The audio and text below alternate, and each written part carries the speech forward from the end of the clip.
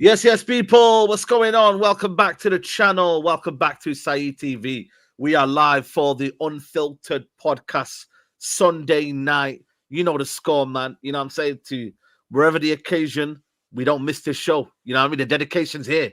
We're in the hotel. You know what I'm saying to you? Flying out tomorrow. But you, man, you know what I'm saying, man? Man just had to say, yo, I missed the brothers. I've got a show one more time. What you man saying, man? Flawless, Ash, what are you telling me? Oh, bless, man. Love to see you shining as always, man. Said flying out. I'm just in the hotel. You know what I'm saying? Gouged. Flying out. Big things are going on. Love that. You know what I'm saying? Love that. Always look forward to the show.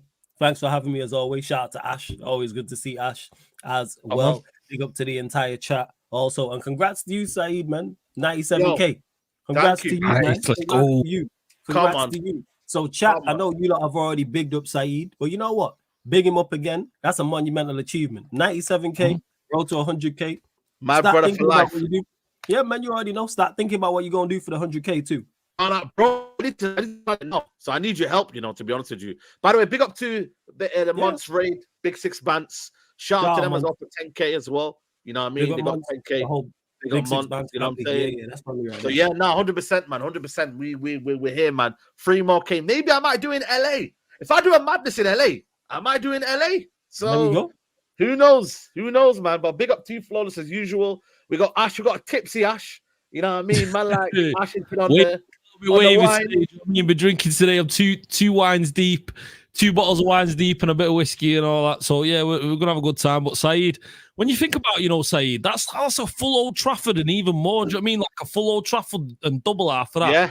Yeah, madness that in it. Do you know what I mean? That could be the Wembley of the North that Jim Ratcliffe was talking about. You know what I mean? There we go. Yeah, you're madness that. But you know what? It's not even a little bit of how much you deserve, Saeed, because you deserve so much more, man. The amount you put on people. Do you know what I mean? The amount of streamers out there, the amount of content creators out there that you put on. Do you know what I mean? It's madness, Saeed. So I appreciate it, man. You know what it is? I've just been brought up that way, man, to help others in it, man. You know what I mean? And just give. Like I always think everyone can eat, man. You know what I mean? You shouldn't. Yeah, of course. There's an old saying: a rising tide lifts all boats. Do you know what I mean? Okay. It's one of those. Do you know what I mean? A rising tide. I might use that next time. What's it again? You have to write that one down for me because I'll forget that one. Yeah, no, it's a big one, but you embody that. Like you embody that serious side because you lift brothers up. Do you know what I mean? You lift everyone up, and it's massive. You know, you don't realize, and it's mad. You know, the community there and the chat, and it's massive. So I appreciate it and seeing Flawless and that and seeing you boys. It's always a pleasure every single week and the shows throughout the week and that. So it's massive, man. But yeah, hopefully we have a good time and yeah, we continue on. I said a rising tide helps all boats. Love yeah. For real, man. For real. You need to drink some wine more often, Ash. Coming with the words. Yeah, 100%, man. That wine got you becoming like Gandhi and that. It's mad. Listen. Well, like Ash Gandhi, you know, it's king, you know. Listen, we're here. Smash the like on the video. There's over 500 already in the building. Big up to everyone who's having a good day. Like I said, I'm in Gatwick, so hopefully the Wi-Fi is holding on strong. I'm using the 5G because the Wi-Fi is not great. So hopefully we get a good show. But yeah, man, I can't lie. It's a good time to be a United fan in a minute, man. It's positive vibes. You know what I mean? Ash, you were there at the game yesterday. Yeah. First of all, how was it, man? You know, you seen Yoro up close. You seen the debut. You seen Diallo and that. How was it? Because I've been to the stadium last year and it was quite amazing, you know. I like that. I like the vibe of that stadium and what it brings. Yeah. I was at Midfield there yesterday, and it was nice. You know what's frustrating? It was a beautiful day. As soon as I get there, it starts raining like mad. Do you know what I mean? And I thought, you know what? I'm bringing the Manchester weather. It was just one of them. So it starts raining like mad. But seeing Leny Yoro up close, and he came over to our side during the warm-ups, and you see him doing the warm-ups with Johnny Evans and kind of loading the balls into him, and you just see him, and he's got that athleticism about him. He's got that kind of that dexterity and just the poise. You know, when you see a player, sometimes players look clunky and they look like they're not about it, and they still have the ability, but they just don't look about it.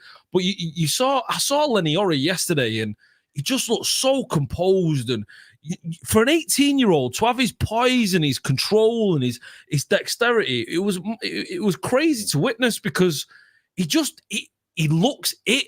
You know, sometimes you see with an Mbappe or you see with a Leny Yoro and you see with these you see with a young Rio Ferdinand at West Ham and Leeds. Sometimes you just see it, and I just, you look at him, you're thinking, yeah, this kid could be 25, he could be 27. Like, he had the composure, the control. And I don't want to get too excited, but it's hard not to get excited. You saw him yesterday, and he's controlling, and he's reading on the play. And you know what? Maybe you might not have seen. I don't know, because I didn't watch it, you know, away from on screen and stuff. I watched it live. But what I saw him command the defense, like the way he's talking and he's kind of maneuvering the players around him as well. Very impressive for an 18-year-old, and just so much control. And there was one moment where I'm sure it was shown on TV where it was played through to the Rangers striker, and then he cuts in and makes that last-ditch challenge, and absolutely fantastic football. I'm so excited to see him. The one thing I will say, though, I am worried with Lisandro Martinez and him. I'm not sure if it's going to be maybe even a little bit too lightweight. Like, we'll see, especially with someone like an Ollie Watkins and a Solanke and stuff like that. But I'm excited, and I thought we did well yesterday. You saw Ahmad as well. Ahmad on that right side. He has to start. He has to start. We're gonna speak on him because he deserves a whole segment, man. Yeah. But you know what, man? I'm glad you got to, because nobody expected it flawless for him to even playing yesterday. I thought he'd be just. I didn't. You know what I mean? If I knew he was playing, I probably would have watched. Like, I probably would have actually went out my way to see what he said. People like Yoro played. I was like, oh really? Because I just didn't expect him. I didn't expect him to, and I know Ash is not saying that. If Ash is saying that, there's a reason for that. He's not going to go over the top and hype him up. If Ash thought he was average, he's going to say, yeah, I think he's a good player, but I thought he was average. So the way he's talking about him there is great to hear. Athleticism, and that's why when we was linked to like De Ligt, I was concerned about the lack of athleticism with him and Martinez. But it seems that he's got the pace, his agility, balance, etc., which you are going to need, especially in the Premier League. But yeah, with Yoro, I like the signing initially, so I'm with it, and hopefully he just carries on during preseason playing at this level, and then the Premier League starts and he hits the ground running, because we need him to. We do. Yeah, 100%, man. I just, fair play to him, because like I said to you, man, I keep forgetting he's 18, man. You know what I mean? The way he's mature, I don't know, man. He almost was like encouraging everyone else around him. I know it's a preseason and it's a bit too early, but you can tell he's vocal at the back as well. You can see he's trying to initiate everyone to move forward as well, man. I can't lie to you, man. Fair play, like, from what we've seen there, is positive signs, man. And like I said, he will grow in muscle. Listen, the Premier League, you're gonna have to, man. I think we'll put a plan for him to grow muscle, but he's 18, man. The guy could get stronger and more. You know what I mean, man? He's only 18. Yeah, because you can be strong without looking physically strong. You can necessarily, you don't necessarily have to have muscles if you have good core strength. We see many a player like that who are not like they ain't got muscles upon muscles and a six-pack, but they're still extremely strong. So it might be like that. He might be strong in a lean fashion, because Martinez doesn't look like that. Martinez is strong. How often do that was the whole conversation? Yeah, go on, Ash. Strong mentally as well, like the way he reads the play and the way he understands what's happening in the field as it's happening. He just reads it. He senses. He's got that little bit of sniff of a play. You understand what's about to happen, and just that kind of. I saw a little bit of his strength as well, and he looks lean, and he looks like, sometimes you get those guys who look a little bit lean and look a little bit slender, but you'd be surprised because they've got the strength and they have got the power. And Leny yesterday, I mean, for an 18-year-old to be there, kind of, okay, it's preseason, I understand that, but Rangers, they're no mugs, they're not pushovers. They were using pretty much the first team lineup yesterday. The fact that he's able to control, and he looked a much better defender. I mean, Johnny Evans, okay, yeah, he's not going to be a starter next season, but I just want to see what he's going to be looking like with Lisandro Martinez, because he is looking just composed, and his ability on the ball, his passing range. That one thing you've got to look out for this season is that cross-field ball into the final third. Like, his long-range passing is exceptional. I saw it yesterday a couple of times, and he's so composed, and just the way he understands the game, and someone that. I'm already at this point. I'm looking even 3-4 years ahead. I'm thinking I just don't even want to lose him. Like, even so early as we're talking here, because he's ready made for an 18-year-old to look that. I like this. Leny's worth every euro. That's a good one, Chow, man. Fair play, Chow, man. You know what I'm saying to you? But now, big impact from him. But the main one I want to talk about is my guy, Amad Diallo, man. I mean, bro, Ten Hag spoke about it. I don't know the actual comments he made yet, but he said like it's gonna be a big season for him. I just hope he sticks by his word. To do that. Sorry to cut you off. Hey, chat, drop Ten Hag's comment. Drop the comments because I can't really go on the internet and mess around with the internet. But yo, Amad Diallo, flawless, man. That guy there, bro.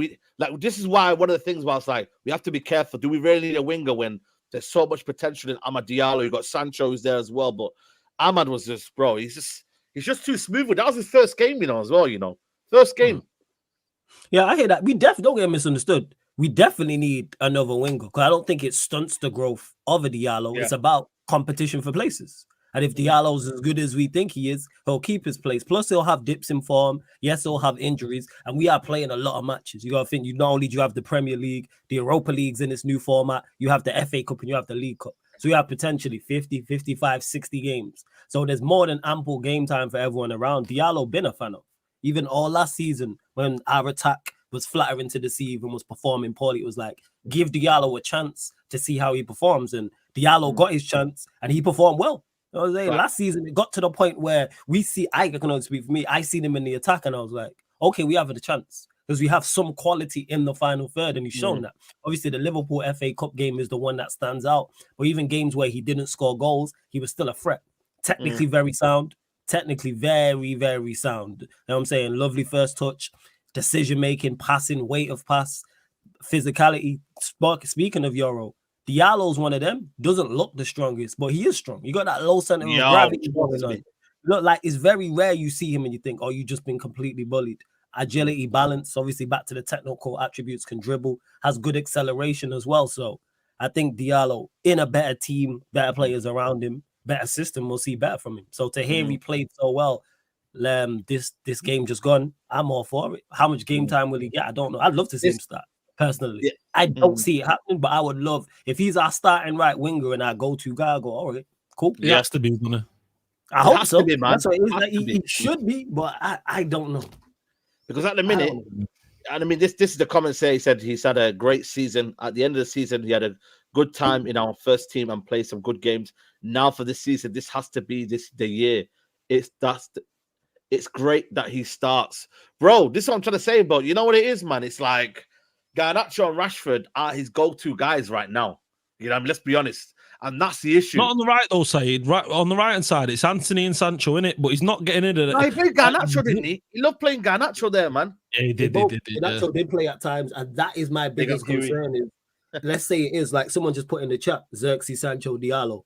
Love to see it. I just don't see Rashford, Garnacho, and Antony all on the bench for an extended period of time. Now, I could be wrong, but the way his manager is managed shows that he has his favorites and he has his guys. So as much as I would like to see that front three, just because it's something different, I don't trust his manager to go, I'm going to go with that front three and Rashford, Garnacho are going to sit on. Because the thing is, I think Rashford and Garnacho off the bench is best for them. I think they're better off the bench. Amad's playing himself into the side as well, though, isn't he? Do you know what I mean? You look at the performances that Amad's putting in there. He has to. I mean, if this manager's all about performances and accountability and all that, then Amad's got to be in there. You look at him on the right hand side, and he's scoring them goals, and every contribution that he's had in the team so far. There's not a right winger that's been close to Amad in this team. Yeah, facts, 100%. Yo, 100%. And this is the thing for me, though. It's like, with Amad, I think he'll make the team play better. With Garnacho, does he make the team play better? Where are we at right now, though? This is the thing, though. Where are we at right now? Do we need players who might get the GA but then not play as a team well, or get a guy who plays well with the team and then helps facilitate others score more goals? You know what I mean? But Amad, bro, if he gets that left foot on the edge of the box, bro, his ball striking ability, Amad Diallo, is exceptional. You've seen it with the goals that he scored for Sunderland. You've seen it with the United, the goals that he scored. All of them are actually good finishes. You know what I mean? I don't think there's a tap. Has he even had a tap in? I don't think he's got a tap in. I think so. And you mentioned that. Is it goals and assists, or is it players who facilitate for the team? Both. Yeah. That should be the aim of any attacking player we have. Yes, you may have someone who leans more towards the goals and assists, or you have someone who's more of a facilitator. But I'm not accepting you're a facilitator, so you don't get goals. And no, you're still capable. Same way, you can't just get goals and assists, but then not facilitate for the team. It has to be a mix of both. That's where the blend is. So for Diallo's instance, as good as he is, because he hasn't played like that, but is he good? Let's say, is he good enough to get 10 goals? I think we'd all agree. He's good enough. I think he can. He can. Sure. Yeah, so he's good enough to get 10 assists. Premier League goals. Yeah, and however many assists in 38 games in a season. So therefore, that's what we can then expect from him. It can't just be your facilitator, but don't get goals. No. And you're good enough to same with the Sancho. Then if you want to talk about your GNA guys like Rashford and Garnacho, no, you lot can score goals, but also be better for the team. It has to be a mix and blend. Yeah. Seeing how Eric Ten Hag dropped Martial Antony, it won't surprise me if he bins Garnacho. He has no loyalty. I don't know, man. Right now, I can't see him because you know what it is with Garnacho, yeah? This is why I say, as much as we say he hasn't got the quality, he believes he does all the dog work in terms of tracking back, running, pressing maybe from the front, doing all the stuff that he believes that Ahmad won't do, or Ahmad isn't maybe, you know what I mean? I don't know. It's a weird one because it's Garnacho will do all the off work, but maybe not have the quality. But then Ahmad, in Ten Hag's eyes, might not do all the off work, but then has the quality. So then which one does he stick with? Do you know what I mean? This is the thing now. We're in our third season now. We can't be having, do you know what I mean? This is the year of quality now. We're upgrading the quality. We're talking about Mctominay leaving. We're talking about Antony leaving. The quality needs to get better. This ain't no mediocre now, Man United now. This is 3 years now of Eric Ten Hag. It has to improve. We can't be having half-hearted. Do you know what I'm saying? Guys, we can't be kind of, It's good to have the competition. Do you know what I mean? That's good in itself. Do you know what I mean? Just having the competition, Garnacho and Ahmad there fighting for that position, both increasing each other's levels. That's what you want to see, really, from the club. Do you know what I mean? Just... Yeah, shout out to Eddie. I know what Eddie's like, man. That's why I laugh. So to cut you off, Ash. Yeah, no, bro. But you get what I'm trying to say, though, yeah. You get what I'm trying to say, though, isn't it? Yeah, fully. I fully hear that because Diallo, I think his off the ball work is good, but again, that first team sheet against Fulham will tell us a hell of a lot. And then even if it goes, let's say it doesn't go too well, even if we win the game, how's the game after and the game after and so forth? Do we see more rotation? Our players held accountable, our players playing on merit. There's so many ifs. I don't even know how we are going to set up and how we're going to play. See, because even Staffy said that's Ahmad's spot. Yeah. No need to. It should be. We're all in agreement pretty much that Diallo should be. Are we forgetting who's in charge? Yeah. I am not going to be shocked if it's Rashford, Garnacho, Xerxes first game of the season. Wouldn't surprise 100%. Me whatsoever. Do I believe that's right? No. But would it surprise me? Also, no. Because you remember when Sancho played well in the preseason and then got dropped to the bench. Right. Remember, played the false nine and then he got dropped to the bench. And then we did position again. So that's where it says people saying, Sancho, Diallo played well in the preseason game. I hear all that. Do they deserve an opportunity? Yes. Will they get said opportunity? Personally, I don't think so. Yeah. Not opening anyway. Yeah, exactly. I don't know how he picks Ahmad. I got to be honest. I don't know how he picks Garnacho ahead of Ahmad. I don't, what you get with Ahmad is you get goals. Do you know what I mean? The contribution that he brings to the team. I don't think there's that much of a difference between the tracking back and the work rate and all that stuff. Yeah, exactly. Yeah, do you know what I mean? It's not like a massive difference, but what Ahmad brings is he brings that unpredictability. He can get a goal, When you look at him one-on-one, the way he runs against the front-footed player. Do you know what I mean? He attacks them and he causes them problems. Do you know what I mean? He's always even what he does is he draws two players towards him so that if he can even pass it inside. There was a few opportunities against Rangers where you saw him. He passed it in toward the box around the penalty spot, and there's just no one there for him because we just didn't have any strikers playing there. We didn't score goals. But you look at a Xerxes or a Højlund, if they're there in those moments, you see him he's getting those assists. I think there was a moment where he passed the ball into the 18-yard box, and Sancho got onto the end of it, and he skied it about 50 yards above the crossbar. But you put a striker in that spot, they're scoring those goals, and Ahmad creates that. And I feel like he just causes havoc on that right-hand side. And if put it this way, Ten Hag really, this season, he's managing for his job, isn't he? Like, if he doesn't do well, so and he's got to look there at Ahmad, and he can see a baller. I mean, if he can't see a baller, then what we're talking about? I mean, he needs to be sacked before January. He has to be in the team, and he has to play because, you know, okay, yeah, it's pre-season. I understand it against Rangers, but you've seen it for Sunderland. You've seen it whenever he's come into the team. He's looked exciting, and he's looked like he's brought in players, and he just looks like an option where you can clearly see anyone with a little bit of like football intelligence can understand that Ahmad will improve the team, and that's a spot where you just don't worry about it. You play Ahmad, you play him for 65, 70 minutes, and if he doesn't perform, bring on Garnacho, and then Garnacho can play for the next 20, 25 minutes, whatever, and try and do something spectacular, and then you can rotate and do that, whatever.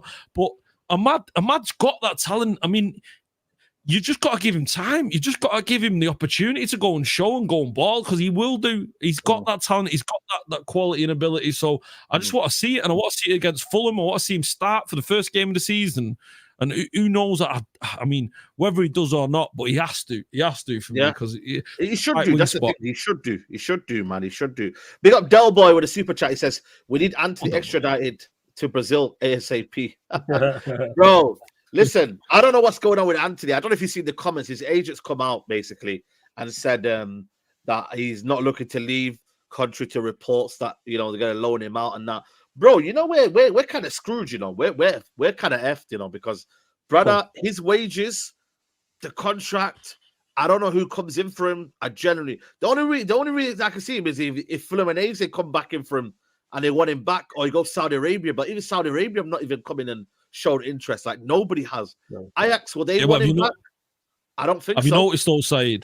He's not played in any of the preseason games, has he? Do you know what I mean? He's not even been in, you know, like, he's not been involved. He's in the squad. He's been training. He's been training, but not in the squad. He's been training, but just not in the squad, but he's been in and around. So the fact that he's not been invited and he's not been there. I mean, Ahmad missed the first game against Rosenborg. He wasn't in the squad for the first game, but then he comes into the Rangers game, and Antony, he's not been invited so far. So it looks like he's definitely on the way out. It's just whether or not we can find someone to pick up his wages. But that's what we're asking for, innit? We're asking for his wages. We're not asking for a fee. We're just saying, look, if you can pay his wages, if you want a kind of if you want him in your club, you can pay his wages. He's yours for the season, and we're happy to move him on. But the fact that we've spent 70 odd million on this guy, and we're now already within one single season, we're looking already just to loan him out, a shambles really, and that's got to be on Ten Hag's head, because that signing Antony, madness. Bro, Antony was not allowed to travel to Norway, Ten Hag said. Is that actually true? Was he not allowed to travel? That's crazy, man. That's crazy. Yeah, if you don't join the US tour, then that shows you maybe that, you know, they're looking to ship him off or something like that. But I doubt that will happen. I doubt that will happen, man. Well, you mentioned that, like, it is tough, Saeed, in regards to the wages he's on. So that's where you have to bite the bullet. It's his third season, you know how mad that is? Third season already for Antony. Yo, time flies, for real. Time flies, like one season. Yeah, bro. Third season. Same with Ten Hag, innit? Obviously, everyone who came with Ten Hag. It's like Malacia. I've barely seen Malacia play. Do you know what I mean? Yeah, because it's the whole season after that. Did Ten Hag sign Antony in his first season? Yeah, first season. That's crazy. Yeah. Dude, you know what? Can't think of 5 games where he performed well, can you? I mean, that's mad. Probably 3 of those 5 were probably the first 3 games he played. You know what I'm saying? It was probably those 3, which is a stretch. But in regards to the wages, it is tough to move him on, and that's where you have to bite the bullet and pay him off if you are indeed moving him on. You got to pay him off. Could he turn up in the Europa League? Could he do a little madness in the Europa League? Because you know what's mad, the best Antony we got was in the Europa League, you know? Do you remember? He did play well in that Barcelona game. He did play Barcelona game. He played well. I think even the other game. What was that other game? Real Betis. Betis. He did. But no, I'm not trying to see Antony. You know what I mean? So maybe a little cheeky Antony Europa League, and I don't know. No, hey, you know what, Saeed? We said it on the show before. We'll say it on the show again. No more remontadas. No more. You know what? That's true. You know. No more remontadas, man. For real, man. For real. Man. The only amount of remontadas: Antony remontada, Rashford remontada, Martial remontada, Mctominay remontada, Luke Shaw. The list goes on. No more remontadas. You know what though, Flores? He's got no resale value though, because you've seen he's done nothing for us, so we've got to loan him out and hope that he performs. That's what I was going to say. They're next to saying that right now. Loan Antony is sell on like we did for Greenwood to get potential buyers. So whoever loans him out will end up, we'll play him and get 20% of however much we sell him Loaning for. is probably the best bet. Loan him. We'll loan him, yeah. Loan him or something, man. Just, bro, you're not going to get the money back here. So everyone that thinks here, like this is a loss, and it's just basically like signing, and we have to, we just have to that's it. It's not a write-off side. He's the old regime. Is just a write-off. You just got to ignore that. Do you know what I mean? That was the old regime. Yes. That was their signing. He's a write-off. You just ignore him. Do you know what I mean? You get him out of the club and you just don't look back. You wipe your mouth, move on. Like most, but like most, what's it called? Like most signings in the old regime, it's like write-off. That's it. Yeah, write-off. Like, yeah, basically, yeah. Write-off is like Mason Mount. Write-off. That's what you got to look at Antony. That's why, I get it's hard to move these players on. Even if we sell him at a cut price and we say, all right, we'll pay off the rest of your contract. Sometimes you got to do that, unless you just have him around and don't play them, or you try and loan him out. But the fact that his agent's coming out and saying that is a good sign in a sense means there's some rumblings of something. His agent's not coming out and saying that for no reason, because reports came out stating that United were looking to move him on. But I think Ten Hag backed him, which the manager's going to do. Yeah, I understand that. The manager's never going to come out and say, oh, this player's rubbish, I want to get rid of him, because that just devalues them even more. Should do. You know what I'm saying? Nah, don't do that, because then that even though we all know he is, that devalues him even more. Like the manager you're not pissing me off though, Saeed. You don't piss me off. Ten Hag spent 2 seasons on the training ground with this guy. Do you know what I mean? He saw him next to Kudus, whatever. Do you know what I mean? He saw him and he thought, this is the guy that can come to the Premier League and he can affect United. He can change. He can do something. That's mad. That. Like what we're talking about is Antony. Like we've seen nothing from this guy in a United shirt. He's been horrendous for us, and the manager thought he could come to the club at Manchester United. He's dropping Kudus to play Antony at Ajax, and then he brings him to Manchester United for what, 70, 80 million, whatever. And it's just, that to me, you know what's mad? If you'd have followed anything that I was talking about on Twitch or anywhere, with my content, I was saying Antony was going to be a failure of a signing. It was clear to see. Before he came in? Yeah, before he came in, it was clear to see. You've seen it. I can't lie. Yeah, I got gassed by them comp. You know, back in the day, I think it was when Rance was on Twitch. I blame Rance, for this one, because bro, we were watching Twitch, and back in the day when he was on Twitch, you could show the little highlight reels in it of him. Yeah. Rance were like, yo, we got the next Neymar and that. What's going on in here, yo? But that was against Herenveen, and that was like Ado Den Haag, and that was like there's some kind of no teams in. Down, bro. Them in the Dutch league, man, doing little rainbow flicks and never believe comps, people. Never, ever. That's why I don't watch them. Yeah, that's why you got to watch 90-minute games, man. You got to watch 90-minute games, guys. Like, everybody looks like a player with a comp. Everybody looks like a baller when you put a comp together and put the right instrumental behind it, or the right track with the right lyrics, and it's like, whoo, we got the next guy. Of course, I swear down, man. He was doing the Trivella, bro. Man's doing the Trivella in the Dutch league. I was like, yo, bring him, man. You know what I was there?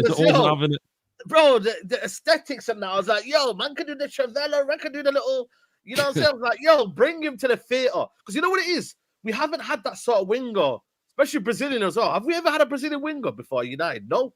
He was the first one, isn't it? Brazilian winger? No, never a Brazilian winger. No, never. Yeah, but when's a Brazilian winger done well in the Premier League? We've never had a Brazilian winger in the Premier League. But William, that's about it. From that. Yeah, Robinho at City, but he didn't really do well, did he? He had to live.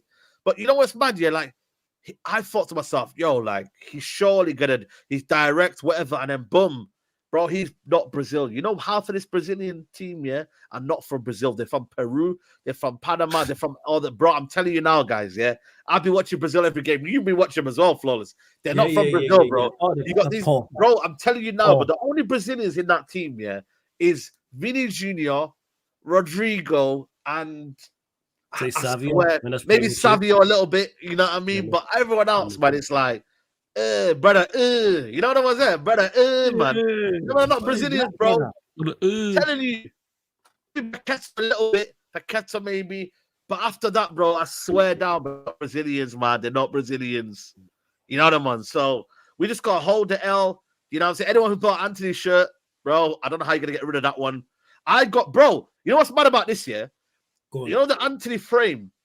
Yeah, I got it given as a present, bro. He got his signed Antony frame. I got it given as a present. I took it. I said, "Yo, let me frame this shit." I framed it. Scored a goal against Arsenal. I was there. Put it on the wall. Boom. I was like, Antony, this is my guy. Bro, I took that shit off, man, now. That is, yes, bro, I swear down, is somewhere in the attic. You know the attic? It's somewhere in the attic. I can't find it. I want to give it to charity. Probably charity refused that. Charity might refuse it and say, yo, we don't want it. You know the ones? Like, it's one of them, man. We just have to take the L. One of the worst signings in the Premier League ever. I've said it before, guys. One of the worst signings ever in the Premier League. Without a shadow of a doubt. Are we saying that? Because of the price? No. With the price, you know what I mean? Bro, everything. Bro, yeah, long day. Antony, yeah, mad thing. You know what I'm saying to you? Yeah, eBay. Nah, I'm not even eBay, mate. You know what was there, bro? Yeah, man. Even Panama and Ecuador, bro, they got better players, man. They got Payers in them, man. There's better players than Antony there, bro. You know what I mean? They got Sarmiento and them, man. I'm telling you, them man are better than Antony. You know, it's not there. Yeah, I get exactly what you're saying, but it's peak for Antony. Like there is man, it's mad, no way bro. so it's like move him on. And if he happens to be here, don't play him. I don't want to see him. Play a youngster, 100%, bro. 100%, play a youngster ahead of him. I'm sure we got a youngster in the youth who can play right wing. Play him. I'm not 100%, bro. There will be. Unless Antony wants to switch to a left back, I'm good on Antony. Bro, he didn't want to play there. Remember, twice he didn't want to play there. They started doing a little face and that, like, yo. Yeah, because they put him in the meme. They put him in the Hawkeye gear. Yeah. They put him in the Hawkeye gear. Yeah, bro. I'm like, yo, who are you, man? Like, to be refusing, left back option, bro. Get out of it, man. You know what was there, man. Not be a bad left back. He's not a bad left back, to be honest. Bro, I don't know, but he didn't play badly, to be fair, when he went there. So because you know what? He's got left back attributes. He's athletic enough and tenacious enough to play there. Yeah, That's what it is. 100%. Guys, there's 800 people in the chat. Make sure you lot are liking the video, man. We're in the dungeons right now, so please like the video. Subscribe to the channel if you're new. Subscribe to Flawless's channel as well. Also subscribe to Ash Meppers. Let's talk on Mctominay because apparently, kind of Ten Hag wants to kind of keep him. You know, I don't know if you guys see the comments of what he said about him. He said, "Yo, he's an important player. He can score goals for us, bro. We need to get him gone, man. Like we need these sales ASAP, man, because we need to bring him. We need to bring in upgrades, man. Like there's no point keeping Mctominay, man. You know the ones there, like for real talk, man. Like guys in the comments, bring the Ten Hag comments of I'm trying to see if I actually got it. Let's see. Yeah, he spoke about him. He said basically that he wants to keep him. You want to try and keep him. Like, bro. Oh, wait, is this it? No, I've not even written down. But in regards to what you're saying, it's the same again. The manager's not going to come out and say the player's rubbish. I want to get rid of him because that devalues him and we can actually get a decent fee for him. It seems we're talking 20, 25 million, 30 million. Time to move on. He's another one of those players, not good enough. Time to move him on. Shouldn't be no question about it. Like that's where I'm at with Mctominay. If Ten Hag saying that, could it be true? Yeah, because he's been his go-to guy. Yeah, and he mentioned that he scored 10 goals, and it's like, all right, like I said, who's got more use in this Man United team, Mason Mount or Mctominay? I said Mctominay purely because he scores goals and he impacts in that way in terms of maybe getting them goals when you need it. I said Mason Mount in this team, I can't really see his value. And the chat was going mad saying, you actually believe Mason Mount has got more use? I said, yeah, because he scores goals. Yeah, because it's easy to have more use than a player who has no use. Yeah, so if you do one thing well or one thing good, what Mason Mount does nothing well. He excels at nothing. He just out there, word to Russell Westbrook, he just out there running around tricking you. He just doesn't look cardio. He don't do anything. He don't excel defensively. He doesn't excel offensively. He gives you nothing. Whereas at least with Mctominay, as much as I don't rate him, throwing him on as a box crasher, he will get goals because he's shown that. However, outside of that, so you got one player who excels at nothing, and then you got one player who's decent at another, and that goes to show how far we are that these two are potentially starting for us and within our squad.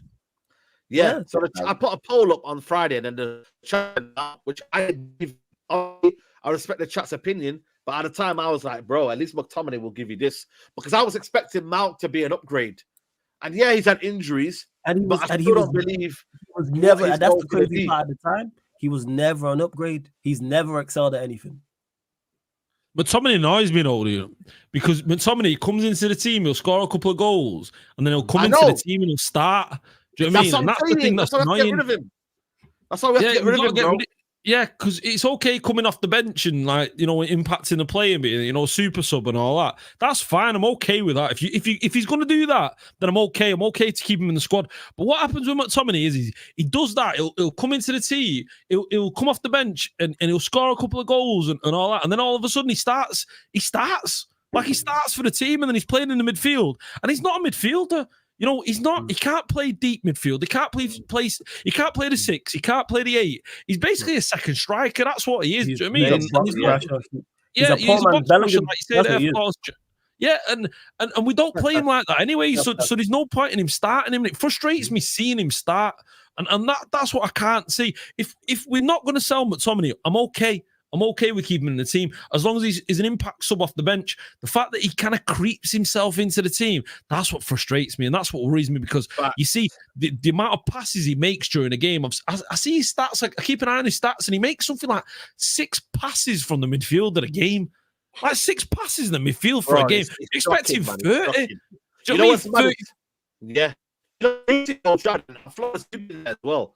Do you know what I mean? Say that again. You broke up. Say that again. 314 likes. Guys, get these likes up, man. What are you lot playing? I'm mocking it. Run up the likes. What did you say, Saeed, before that? You broke up a little bit.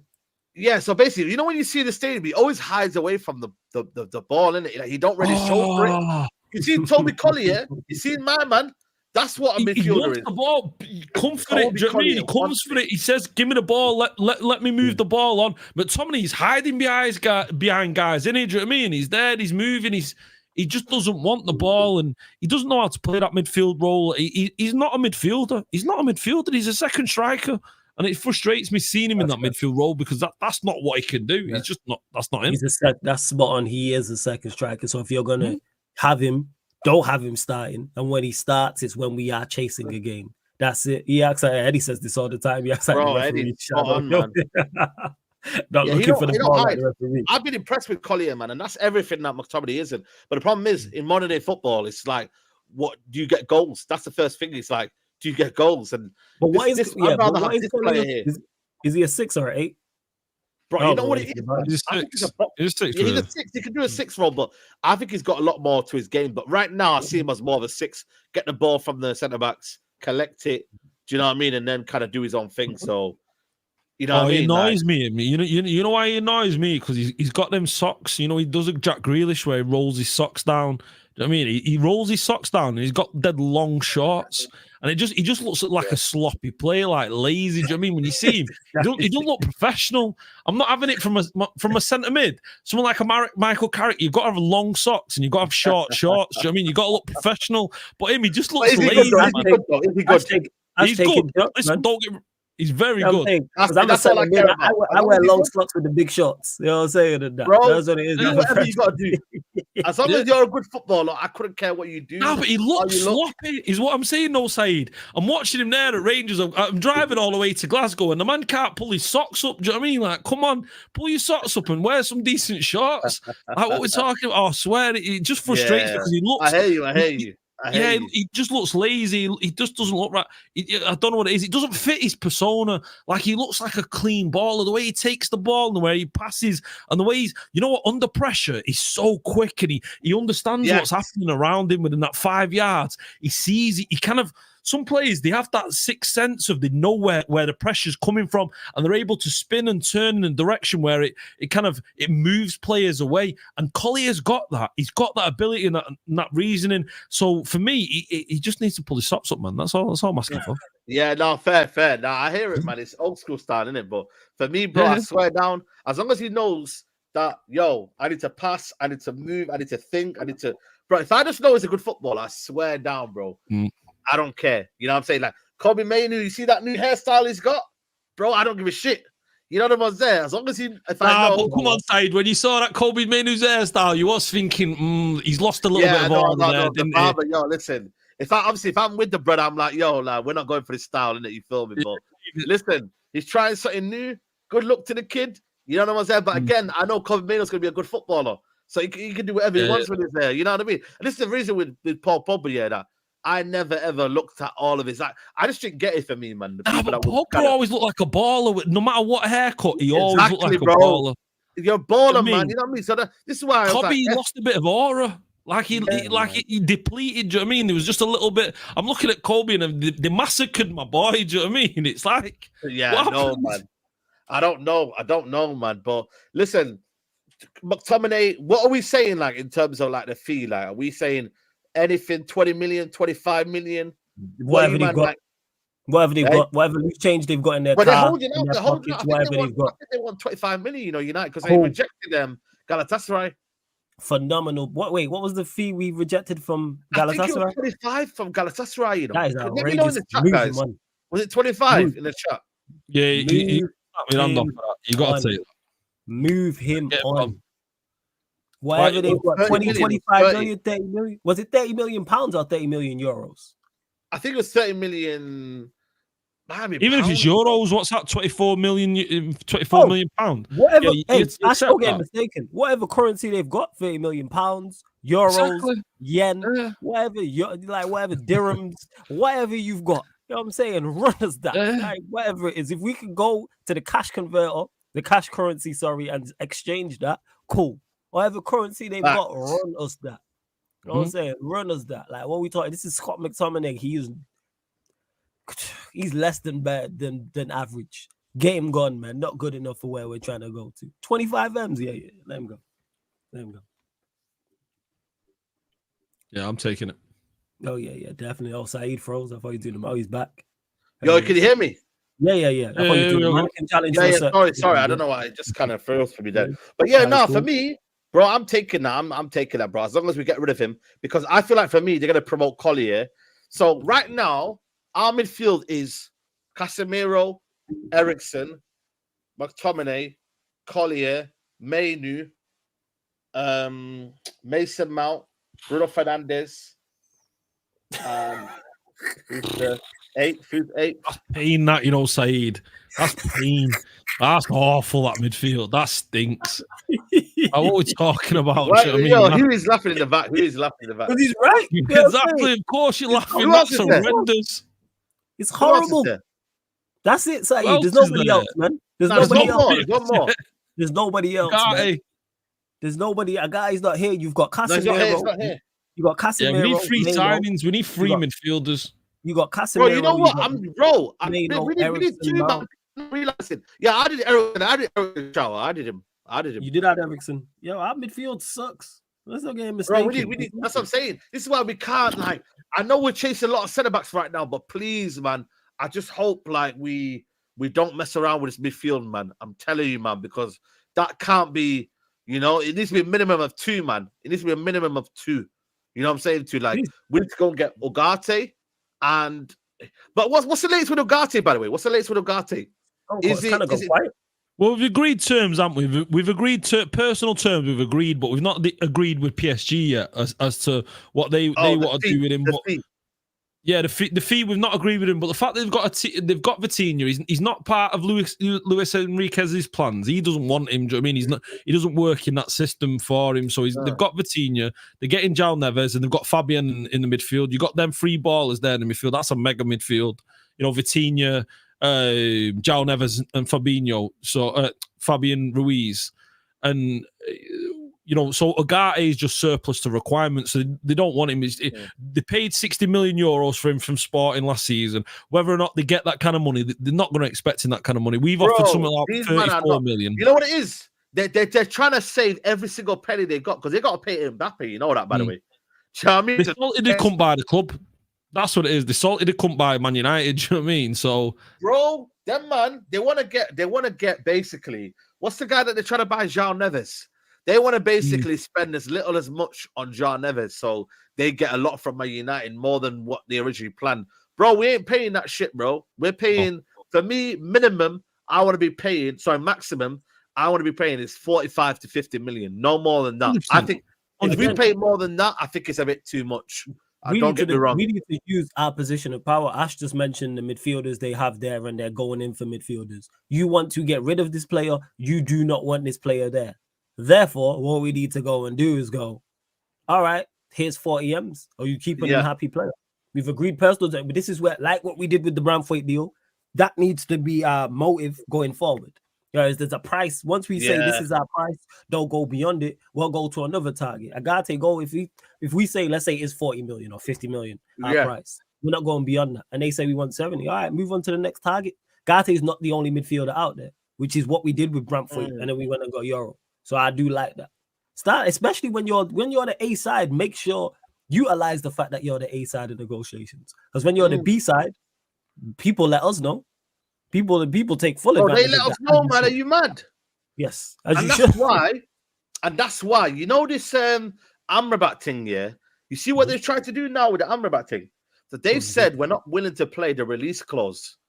What is the release clause? The release clause is, I think, 21 million. Okay. Yeah, they're saying Ineos are saying they don't want to pay that, and they want to find a new structure because I reckon Fiorentina, Man United had a gentleman's agreement that once that loan goes, we need to basically pay for Amrabat in it. You need to pay for Amrabat 21 million. Yes, Amrabat in his mind is thinking, right, I want to stay in it. Feel me? Like, this is United, innit? Like, yo, like, and obviously Ineos are on big things and he wants to be part of the project. But now Ineos is saying, no, we need to find out a new deal because that's the previous regime. That's John Myrtle and Richard Arnold. That's not really us. So now they're thinking to themselves, right, if we want Amrabat, we want to do it on our terms, on a structured payment. Because you got to remember, these Italian clubs are broke, man. They're the kings of loan, and then we'll buy him in about 5 years. Do you know what I mean? Like, that's what they do. So now United are like, yo, hold a minute, you might need the money. You're not rich team. You're not, you know what I mean? You're not got the most money in the world, right? We'll do it staggered payment, 15 million plus add-ons or something like that. Do you get it? Like something for that price, bro. Because he don't want to go back. Apparently, he don't want to go back. Amrabat. He's like, yo, I want to be at United, but. No one's paying 20 million for him anyway. No one's paying 20 million for Amrabat. I mean, that's not happening, is it? The thing is, that's why I'm happy to he's not worth it, bro. Because I don't think he's a bad player, but he's just he's an average player. Try hard average player that you can find anywhere, any form of defensive midfield. Flawless. Close down. Yeah, go. Are you taking Amrabat or Mctominay? You're taking Amrabat, innit? Oh, yeah, of course I'm taking Amrabat. Yeah. Because at least Amrabat, I know what I'm getting. Like, if Amrabat's here as a squad player to back up, let's say it isn't Agate, cool. But I'm not breaking the bank or paying big money for Amrabat. Sorry to cut you off. I think for me, Collier and McTominay are going to be like... So say now, when we're thinking we're losing McTominay, I don't think we're losing. We'll just upgrade McTominay to... Or Collier's position will become McTominay's position. Do you get it? Because he was a squad player. He was a youth player that came through. Do you get it? So he's a British top quarter. If he's just decent, because all you need to be as a squad player is just decent. You don't have to be anything extra special. Just be a 6 out of 10, 7 out of 10 every week, and we go first. Go out there and do your job to apply yourself to a certain level. Now, if you're a first teamer, that's a whole different conversation. But definitely Amrabat over McTominay, without doubt. Because at least Amrabat, I know what he does and what he is. Don't get misunderstood. Do I want him here? No. But as a backup defensive midfielder, fine. Would I personally go out and sign him? No. So that's why, you know what you say that. Whatever I don't get it, but go on. Sorry, Force. Whenever Amrabat's played and he's played in his correct position, you know, when he's asked to do a job, he's performed well. We've seen that in the FA Cup final. You saw it against Liverpool at Anfield. Do you know what I mean? Whenever he's been asked to perform, he's done that. And McTominay's not done that in the midfield. So, I mean, Amrabat for me, I'd take him all day. And I think Collier is a much more kind of player that suits the system and suits the idea of what a midfielder can be at Manchester United compared to McTominay. McTominay to me is just not a midfielder. Do you know what I mean? Like, he's never been able to produce those performances as a midfielder. And if some team wants to come in and offer him 20, 25 million, we've got to snap their hands off and take it because he's never going to be that for us. You know, when you look at United, the actual whole spine of the team is actually changing, you know, when you deep it, because you got the Leny Yoro at the centre-back. You've got the midfield that should change. Let's be honest. The 6 should change. And then you got Zirkzee up front. That's like a whole spine there, you know, when you deep it. That's why it's so important, the midfield to align with the striker. So if we do get a midfielder, like that's at least then you go from Onana, Leny Yoro, Ogate, or whoever's in there, Zubimendi, and then you've got Xerxes up front. So you actually got the whole spine there changed. And that's huge for United, bro. I'll be honest with you. Absolutely, because the players not good. Like, man, are talking here, say this is spot on. The midfield needs surgery. Absolutely, because we need multiple midfielders. Open heart surgery. Remember what he said? Yeah, he was right. He was right. We need to, because look, you went through our list and Hugh was laughing. That's how bad it is. Yeah. He's like, oh, it's woeful. See, laughing again. It's that woeful. People say, oh, we can do this, that, and the thing. Are you fully aware of the options we have? Like, look at the mid. No, we need at least bare minimum 3. At least. Yeah, it's not good. You could actually get 3 if you wanted to. You get Rabiot, Ugarte, and Amrabat if you wanted to, or Zubi. But the thing is, I don't know how much Zubimendi is costing us. I'll be honest with you. I don't know how much. What's his actual release? His release clause about 50 million, if I remember correctly. You know, it's so different, man. You're going from Zubimendi. Yeah. This for me is like another De Jong Casemiro situation. Now, you know, again, Ten Hag has to get this one right. If you're going for possession, you're going for controlling the game, and you want to have more midfield dominance, you go for Zubimendi. If you want to do the whole kind of idea of, you know, kind of getting the ball back, you know what I mean, being energetic midfield, being tough to beat, you know what I mean, like in that kind of aggressive kind of manner, you go and get Ugarte. So it's going to be interesting to see. And if he gets Rabiot and Zubimendi, that means United will be on the front foot and trying to maybe go forward with the ball and trying to be more. I don't want Rabiot, but I hear your overall point. I get the point you're making in regards to that. You see what I mean? But flawless. You're having Rabiot over Mctominay, though, innit?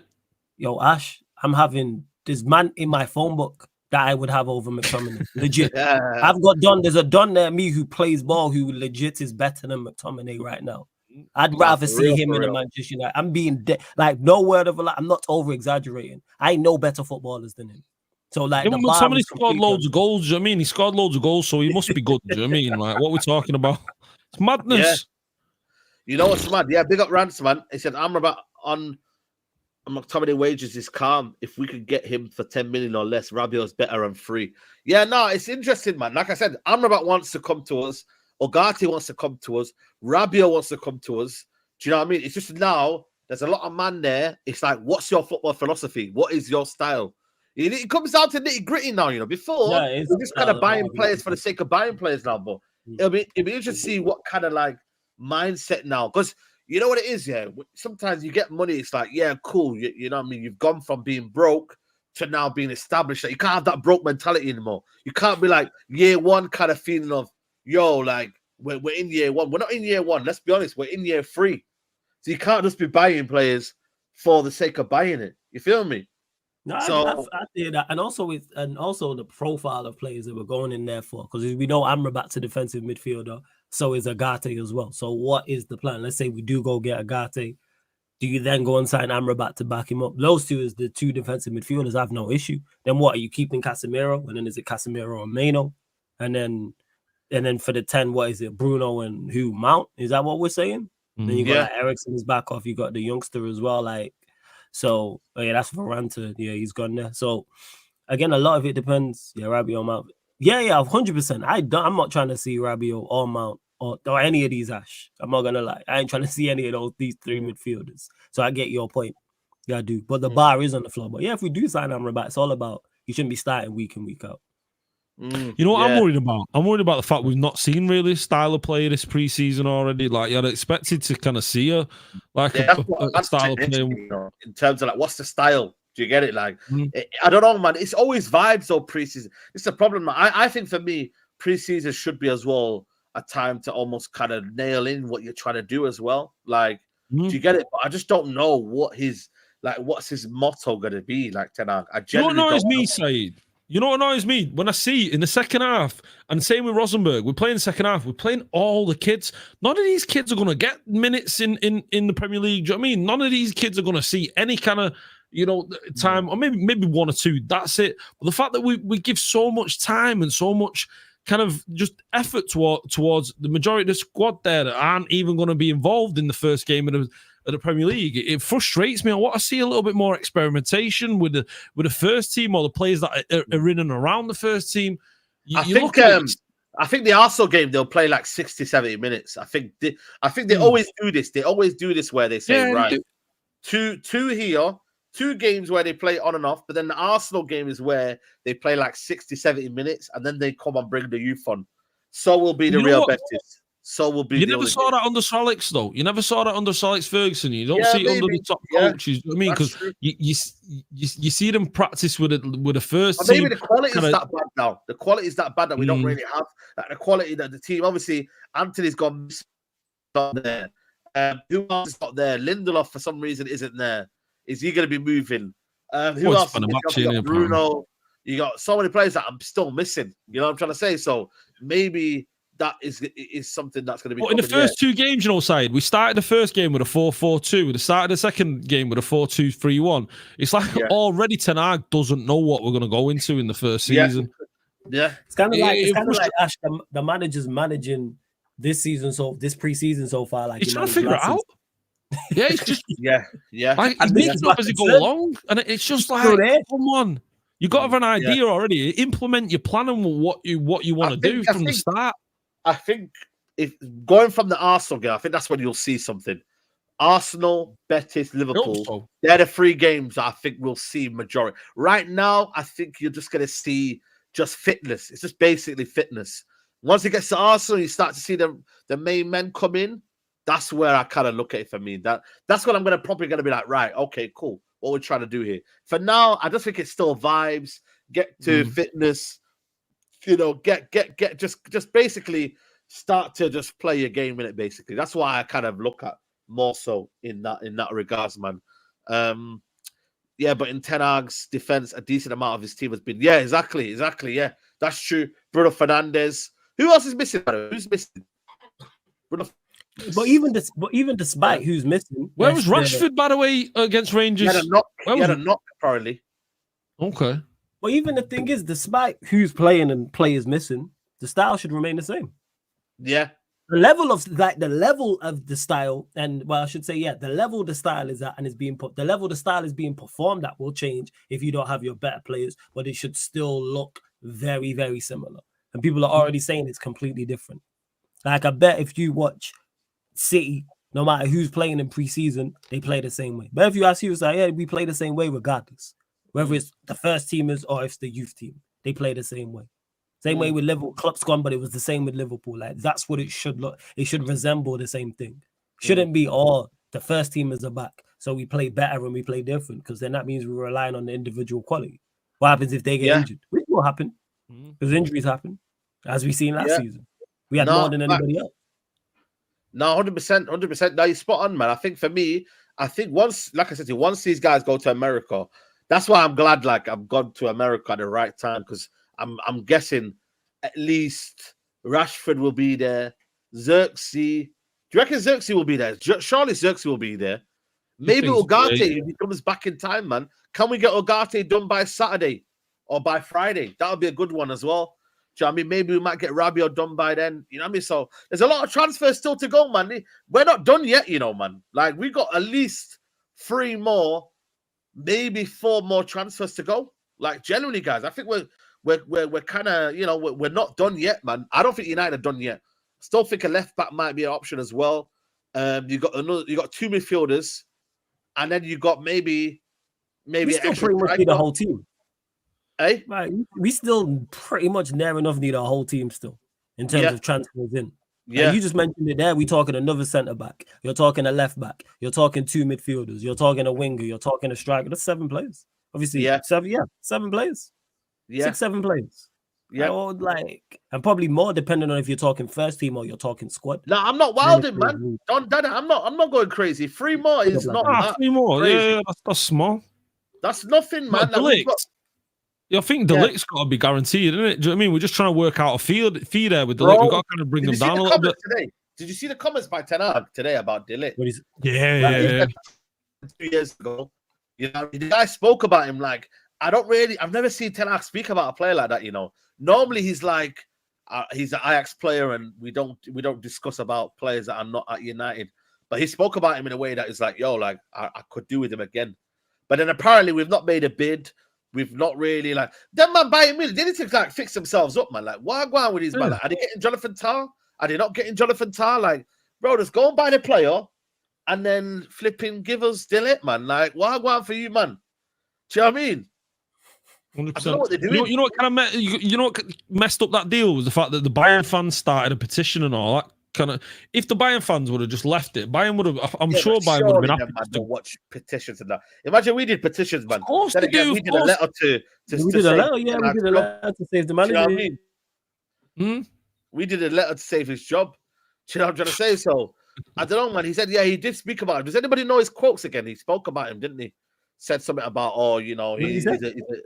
we can't keep everyone, you know what I mean, end of the day. But at the same time, we haven't received a bid.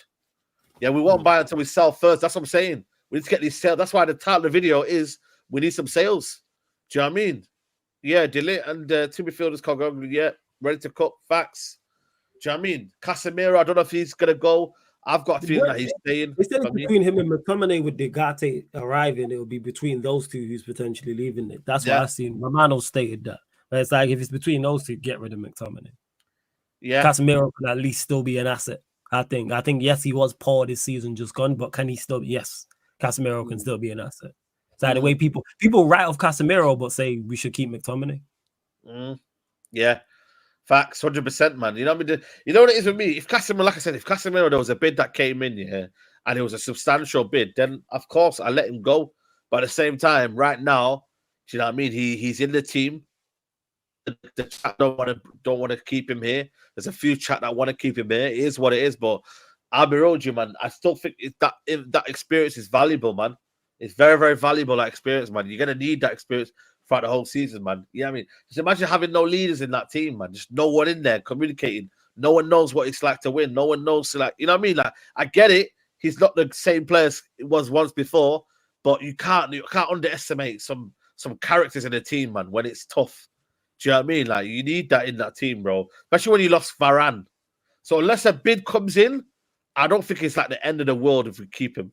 And I don't think, for me, like, as much as people say, like, yeah, he wants to start every game, like, I think he'll understand that his body isn't there to be there for every game, bro. He's on big wages. We can't help that. He's going to be on big wages. He might be on the bench. But listen, Ineos, that wasn't on their watch. They've got to realize, you know what? It's not our mistake, and we move on. You know what I mean? But if the bid comes in, cool.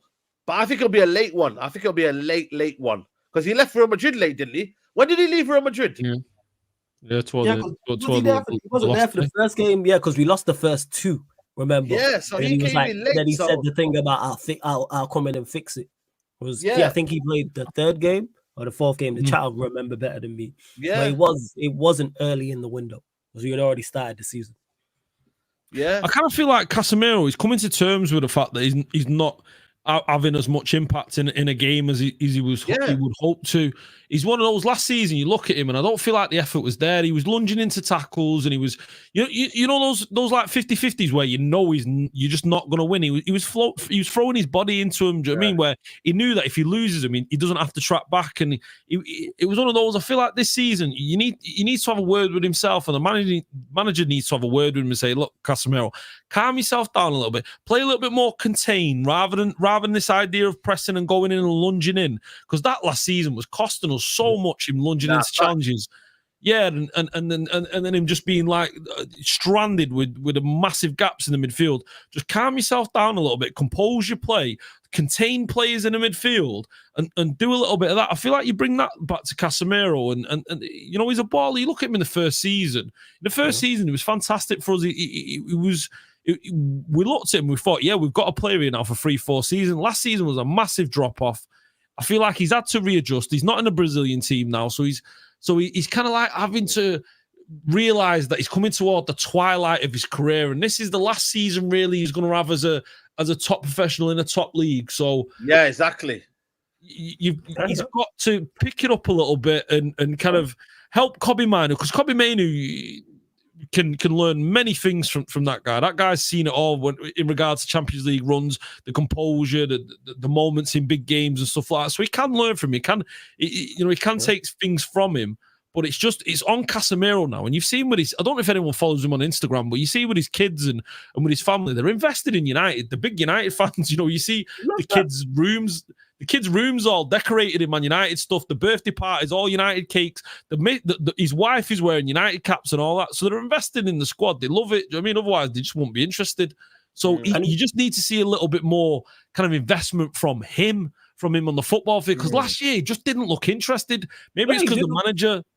Yeah, facts. He was, you know what? He fell out with the manager, man. He fell out with the manager. You know what he was? He was like us, fed up. You know what I'm saying? Yeah. That's why I give him a little leeway because everyone was, man. Everybody was fed up. He was 10 out at one point, man. The way he was doing shit. Into Ziu says, I don't know, he might be saying to someone in the chat, let's keep the same energy, because he asked what asset could he still be. Casemiro still has the ability to perform at a high level, in my opinion. You asked, like, in regards to what asset, he can still be a combative midfielder. All this about his legs are going to absolutely foolishness. So I think combative, I think he can be a great asset. I also think on the ball as well, he can be a good asset.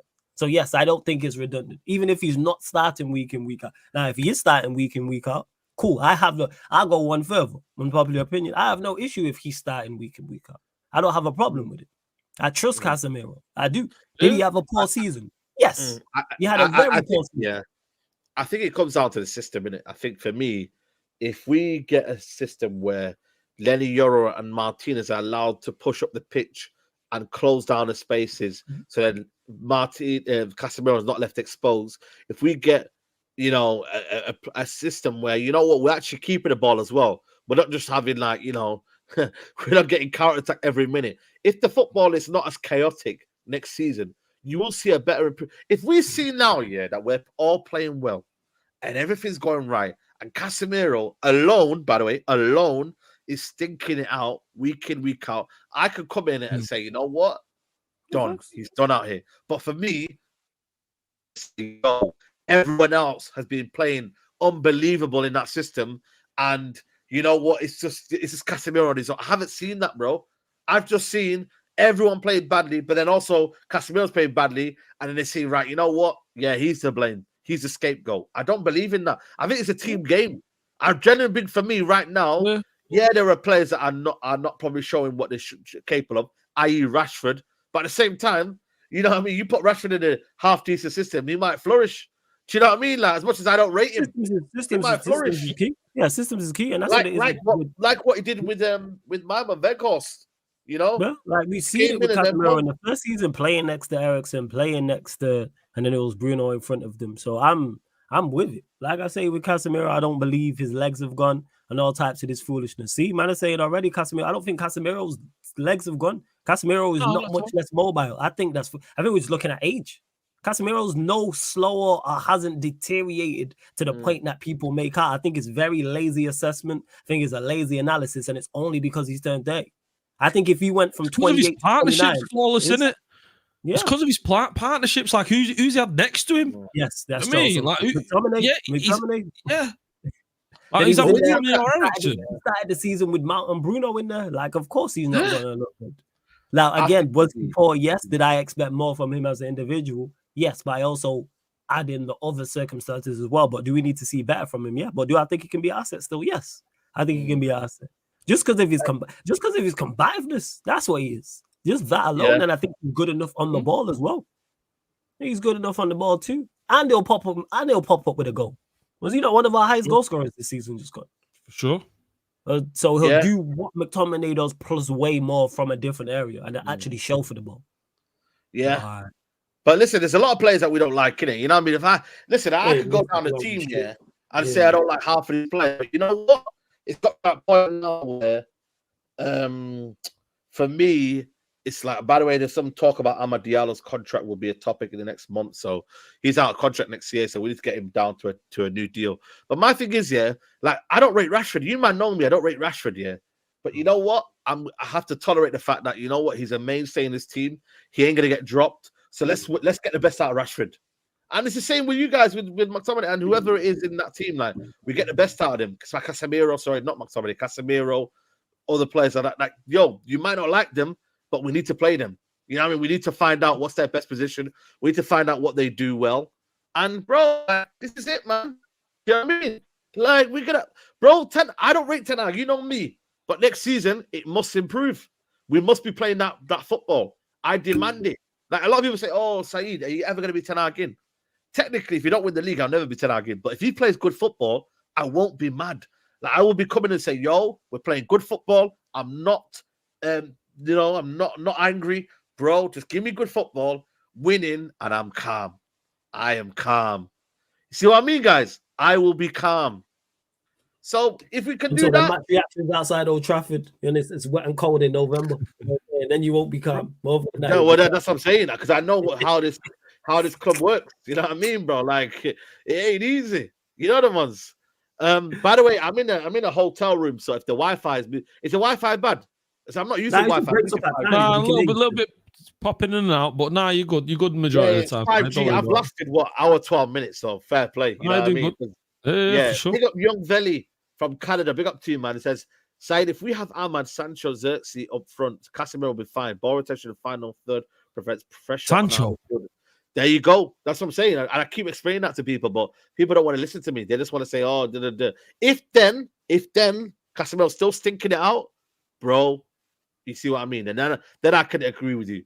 But let's get everything sorted out proper. Once we get everything sorted out proper, then for me, everything else will have to get ironed out. The guys that are not playing in that system will have to get ironed out. And I'm cool with that.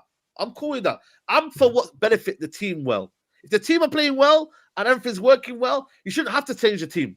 If we're seeing good football every week and that team's playing good, like Arsenal found a formula and they're sticking to it. Man City, okay, he might change a Guardiola, but half of the team, you know who they are and they're playing well. You know what I'm trying to say to you? So end of the day, if it's working well, I'm calm. I'm calm. And that means the guys that I don't rate as well, I'll be calm. We'll see. And that's what it is, because it is the big if of how we're going to play, what we're going to do, etc., etc. Yeah, and it should never, Hamza, be at the expense of the squad. The system should be in place to get the best out of everybody and cover up everybody's deficiencies and play to everybody's strengths. However, are we going to do that? That is the big question mark. Do I personally see that happening? Nah, I don't. I don't see it happening. I see pretty much a carbon copy of what happened last season. I don't think there'll be too much improvement. Do you sense like a sense of like Ten Hag when you watch him in the press conference, like he thinks this is his kind of, he has to deliver now this season? Because I've seen a different kind of tone to Ten Hag so far in preseason. So I'm not sure, but maybe Ineos have said, all right, you need to deliver this, and this, but then what is that? Yeah. What does he do indeed? What does he need to do? What they're asking him to deliver and what we're asking for could be two different things. What are they saying? Are they saying, you know what, just bring us a trophy? Forget how we are in the league. Forget how we play. Forget individual performances. Bring us the FA Cup.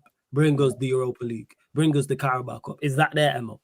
Not saying it is or it isn't. Like, to me, LSG, we should win the Europa League. Is that what Ineos is saying, though? This is the big question mark. I have my doubts over them because they watched what happened last season and said, you win the FA Cup, all right, you're still here. So what importance do they put on trophies despite everything else? What we want is all well and good. It's great. But again, I hate to be that guy, but I don't think much changes. I really don't. You know what I feel like? What? Yeah, go on. Oh, sorry. Yeah, you know what I feel like. This season, he's at, or at least this preseason, he's had a realization, or at least, well, maybe it's not a realization. It's a case of him like making more excuses at the moment. He's like, the way he's talked about De Ligt and like he's, the players he's signed hasn't been his players. He just seems a little bit more desperate, and I'd be okay if we see a little bit more desperation if that's the case of him trying to go and win games. But it does feel very much end gamey, like he knows he's going to get the sack because he's given everything he can give. Now, hopefully that's not the case and it'll perform much better, but already he's making excuses, like I said, with De Ligt saying that, oh, look, the signings that we made, they weren't all mine signings, but they were players that I liked. And you've seen with De Ligt, those are the kind of signings that the club makes. So for me, it's one of those where he's got to. I mean, this season we know he's got to improve, but already you're seeing in his interviews so early he's making excuses. He doesn't seem as excited for the season as or at least as prepared for the season like he's going to go and succeed. It feels very early already like he's making excuses for the season. And when you're making excuses and you're already in pre-season, that's kind of worrying, isn't it? Do you know what I mean? Like it's almost like he's just trying to survive till January. And that's what it feels like for me. It feels like already he's in survival mode. Yeah, 100%, man. I feel like for me, you see Ruud van Nistelrooy and that, I see him about looking confident, looking, you know what I mean, looking sharp and that. Do you know what I'm trying to say? Like, it's good, man. It's good to see, man. Like, different vibe. Like, I couldn't tolerate that Van der Gaag, man. I just thought he was so boring, man. You know what I mean? Like, at least we got a bit of charisma now with Ruud van Nistelrooy. Even at Rennie Hack, man, he looks a bit more kind of like, you know what I mean? Like, you can see him a bit more vocal and that. You know what I'm trying to say? Like, you can see that, man. You can see that, man. What you man saying, Sancho, man? Sancho looked sharp yesterday. I don't know if you seen him, Ash, yesterday, but looked sharp, looked hungry. Looked like he was determined, tracking back as well for that. There was a chance where he sprinted back all the way back. And, you know what I mean? Maybe this season where, you know, Sancho could... Sancho yeah, go on. No, go on, Saeed. Apologies.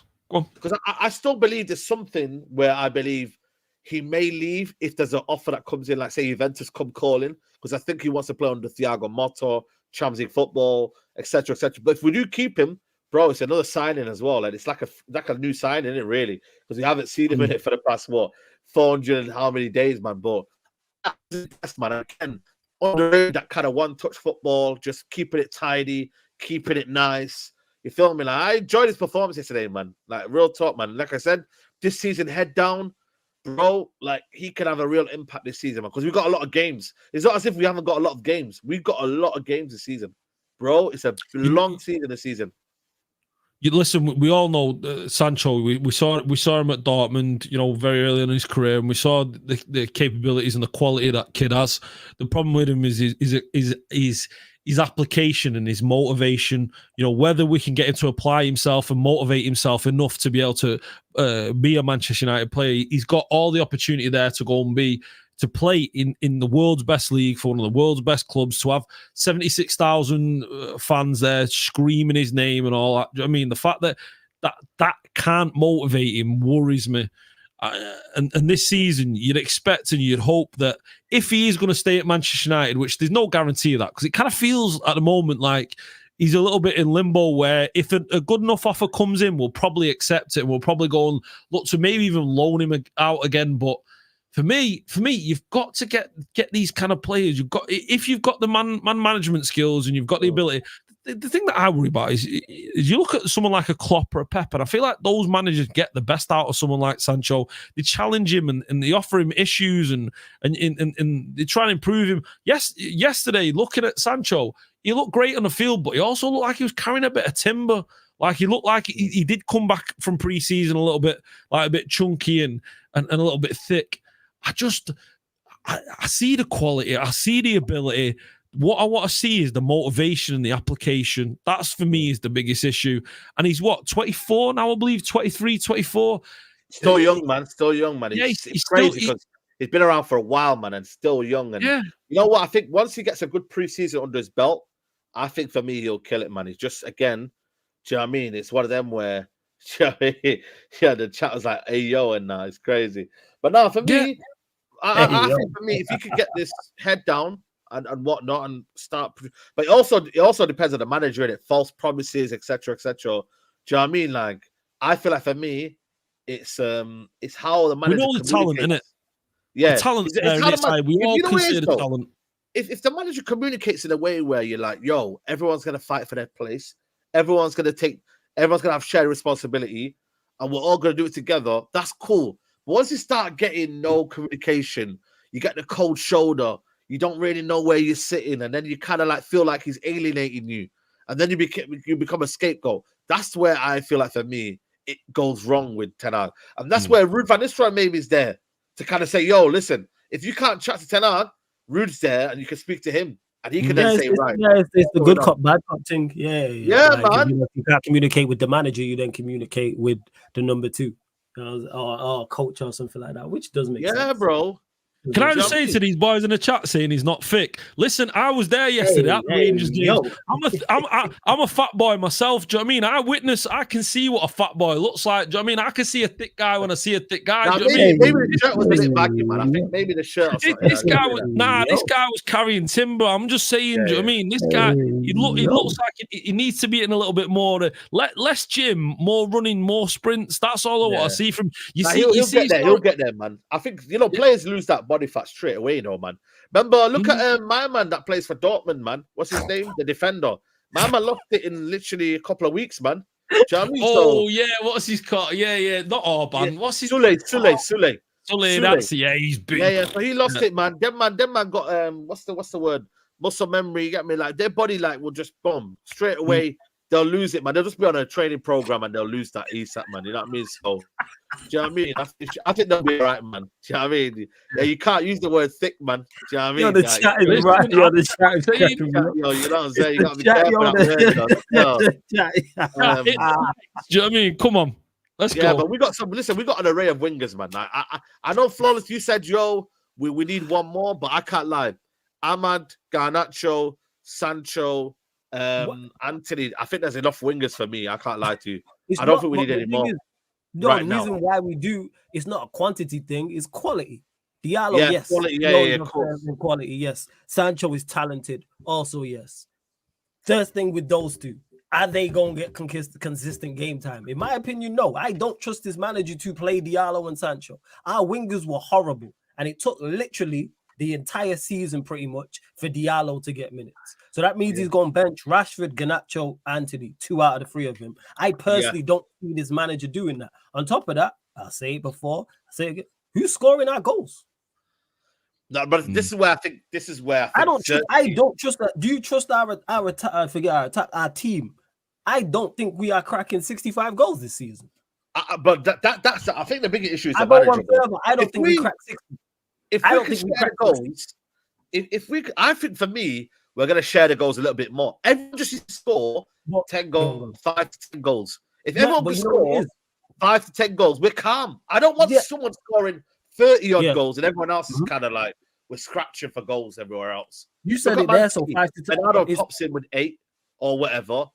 De Bruyne pops in with how many? Foden pops in. Haaland pops in. Them man all got Arsenal the same. Everyone pops in. They have 2 things over us that we'll use City as an example or Arsenal. 1, individual players of better quality in those forward areas, and 2, better systems and better managers. That ties into it. Yeah. Well, what we're looking for from all of our attackers is either personal best in terms of goals or the personal best in years that they've not had. So we're saying 10, 15, we're saying 10, 15 goals from these. How many of these men have scored 10, 15 goals? That's personal best. Never. See, so Diallo's never, Garnacho's never. All right, Rashford has, so we're saying Diallo, Garnacho, Antony, Rasmus has never. Xerxes. That's 5. Xerxes never. But this is where, the manager relies in on the manager, and this turns my concern. If we had a different manager, Saeed, I'd hear it. Yeah, but look at Martinelli and Saka became double digits for Arsenal. I'm not saying I didn't believe Saka was always going to be a player that was a brilliant goal scorer, but at the same time, it's the managers enabled them to be in a system where they're getting all them goals. Look at Havertz. Havertz got double digits last season. As shit as Havertz is, did he not get double digits? I'll check now. Martinelli had a poor season. Martinelli did, but the season before that, no. Martinelli had a poor season. Odegaard, did he get double-digit goals? Odegaard, I think he did. But does he not take? Who takes pens for them? No, I think Saka takes penalties. Saka. I think Saka had 8 so goals. I'm looking here. Yeah. Havertz got 13, and guess what? How come they want a striker so bad? But you know what it is? I don't think it is. Goals were not an issue. They scored the highest goals in the season, didn't they? They scored, but here's the problem. No, but they did. No, they scored. Yeah, they got higher than City. They got 90. They got 91. I think their problem was when the goals came. Their goals dried up at important moments.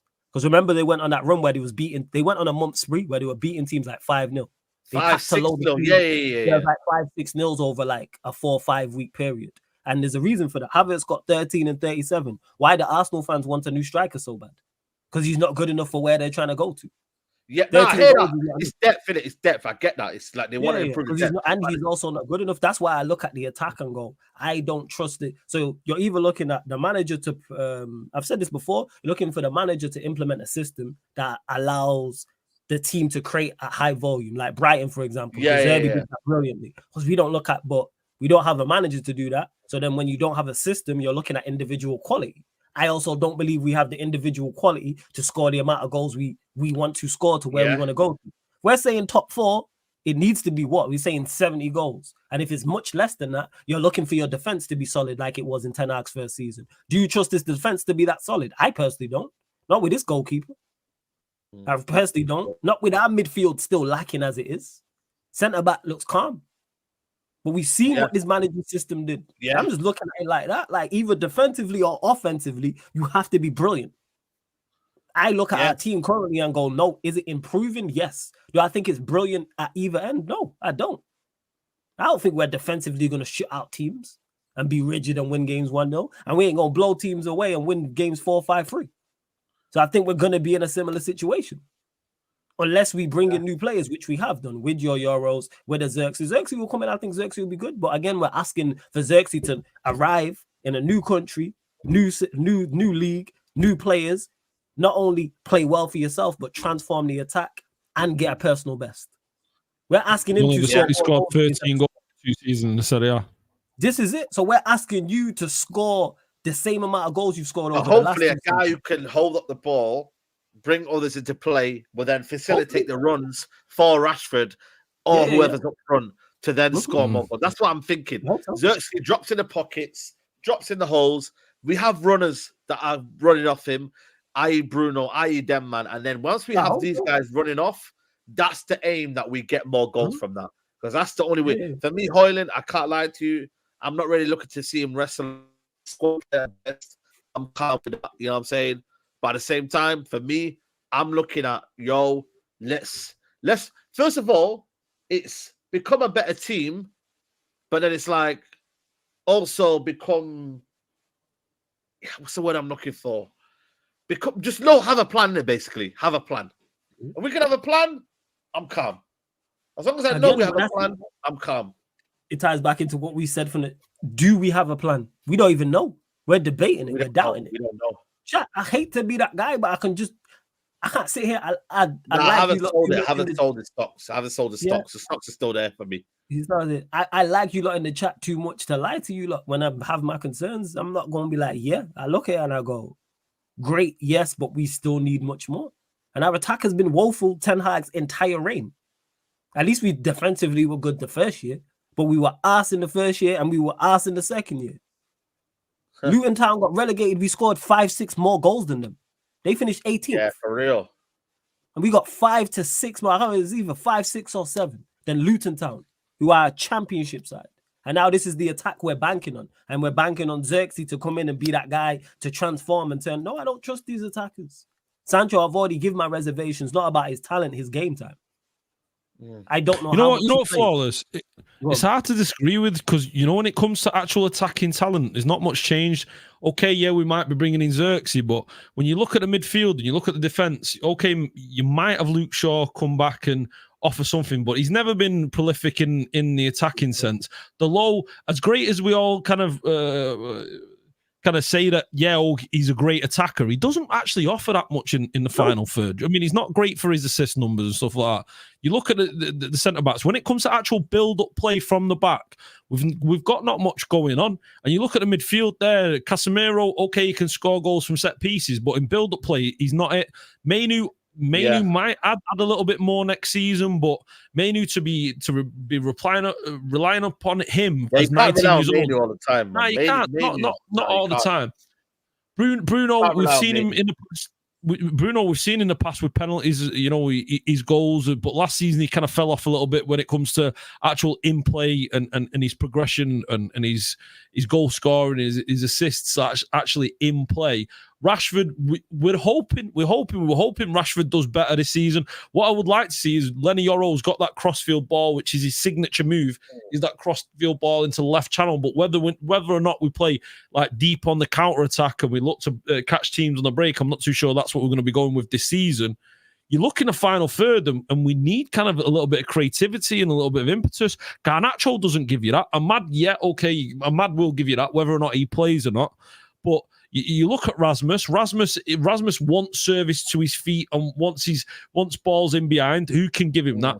For me, it's a coaching issue. It's a massive coaching issue and a potential quality issue in the final third. And it just looks like we're so far away from it as it stands right now. It just feels like and I hate to say it because I want to be excited, I want to be hopeful, but it just looks like we're in a similar situation as we were last season, where we're just going to be stuttering and struggling in the final third, and then defensively we just got to kind of hope to hold out teams. So I feel like we definitely need a little bit of creativity in the midfield. Whether we go and get someone like, I'm not a big fan of Xavi Simons. We've been linked with Xavi Simons. I don't think he's the answer. No, we don't need him. We don't need him.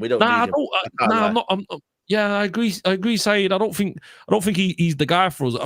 Danny Olmo, I like the look of Danny Olmo. I'm not too sure he's off to Barcelona, man. He's off to Barcelona. Exactly. The dream would be Florian Wirtz, but he's not coming to us, let's be honest. Florian Wirtz would be the man. Maybe that's the sort of next season where United are just involved somehow, and they just get involved, and then it's madness. You feel me? Like, maybe that's the kind of way we will go about it, where we're just kind of almost involved next season with Xavi Simons. I hope so. Yeah. I genuinely hope so, man. Because that would be excellent. That would be unbelievable.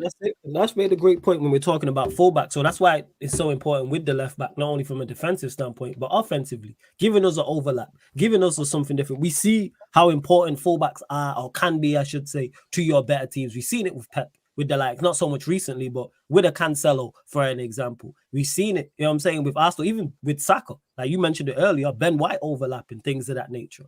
So it adds into it, yes, but again, I hope I'm wrong and our attack balls out. I just don't think we crack 60 goals this season. I really That's don't. hope, innit, Flawless? That's just hope. There's no kind of foundation in reality so far. Do you know what I mean? That's just hoping that somehow these players miraculously become greater players. Yes, I mean, Rance is saying there he's not a ball to feet player. He's not a ball to feet player, Rasmus Højlund. He's not, but he can in the final third he can be one of them players. But it's whether or not we get the ball into break out though. In the final third. Yeah. But that's where to me, you can get them floating balls maybe from Rabiot or something, or maybe Mendy can go and make them. Because bringing to Bruno, like, he's not had the best kind of relationship with Bruno, has he? Let's be honest. Like, I know he got a couple of assists, but the assists were kind of tap-ins, innit? You know, it weren't like an unbelievable assist. You get what I'm trying to say? Like, that's where for me, I think maybe a midfielder comes in, like a Mendy or someone, a creative 8. You know, I can come in and maybe find the ball. But listen, I don't think he starts, man. I think for me, he'll be a squad player and then rotational in that regards, and then go from there, man. That's what I believe anyway. With Højlund, what we've seen towards the back end of last season, off the bench, I think suits him better. Does he have limitations? Yes, but I think he has physical attributes where, again, it ties back into having a system. If you give him instruction, he can do something. Yeah. And that's maybe Rude can help there. Should he be starting week in, week out? No, this is why we need to go. I don't even want Xerxes starting week in, week out. Go get a senior striker. Go and get Ivan Toney. What's the latest on Ivan Toney?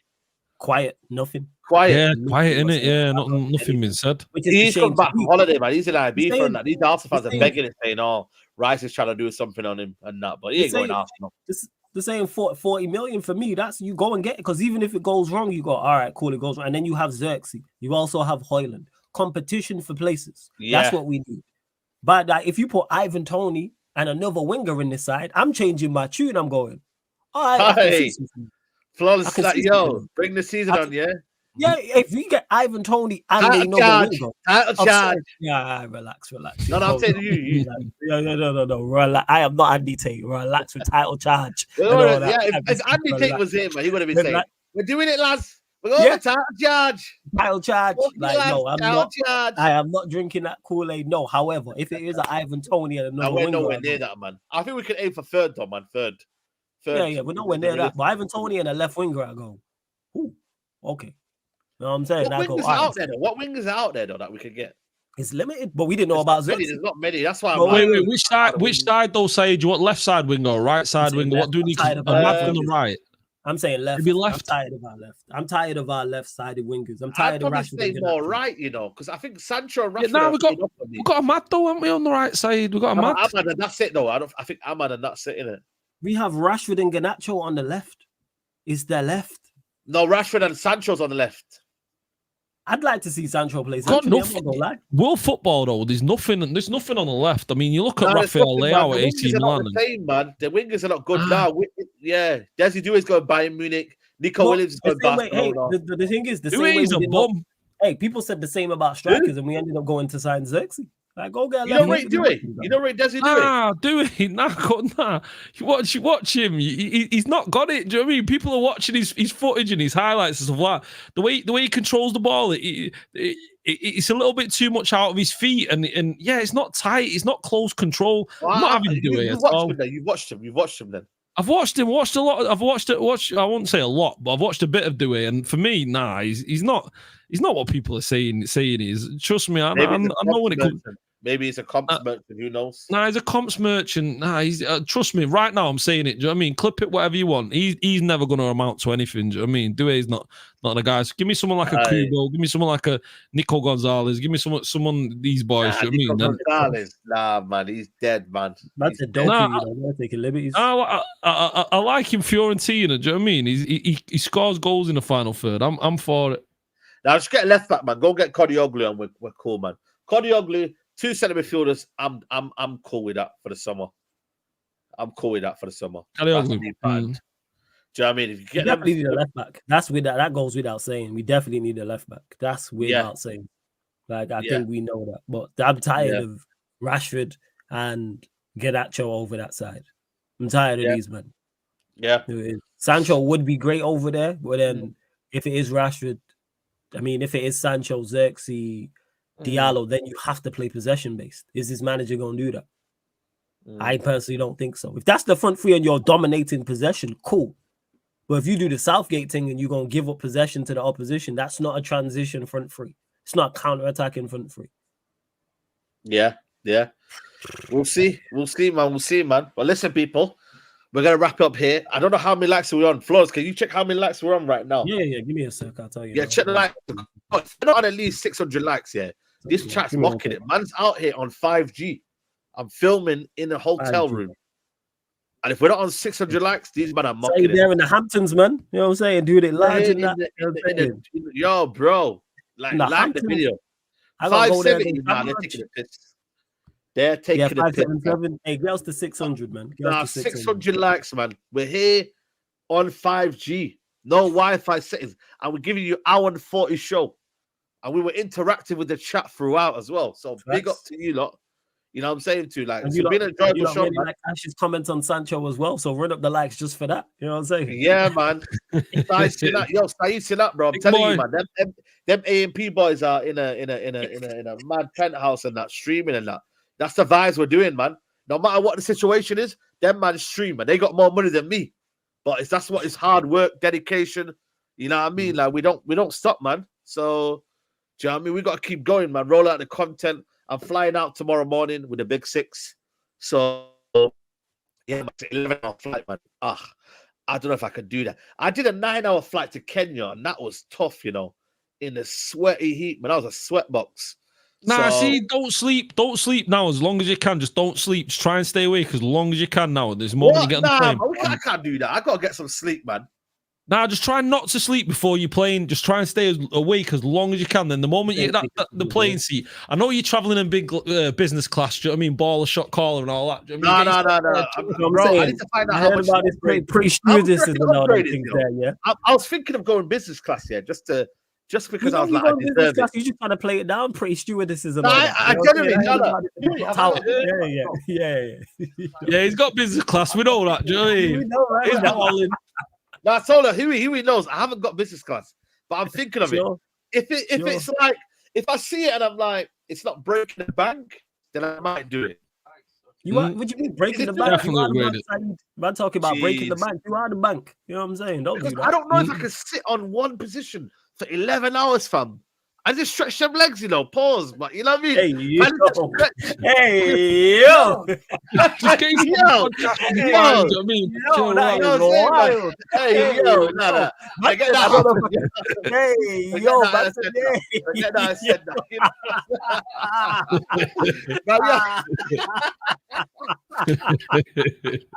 Yeah, but you gotta try to say that, man.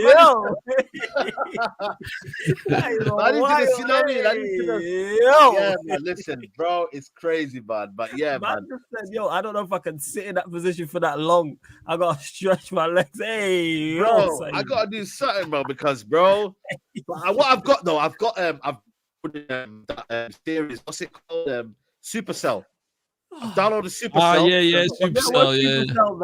Nah, what Shogun? You seen Shogun? La Liga, that La Liga thing. Oh, access all areas. Apparently, that's quite good. Yeah, it's supposed to be good, that.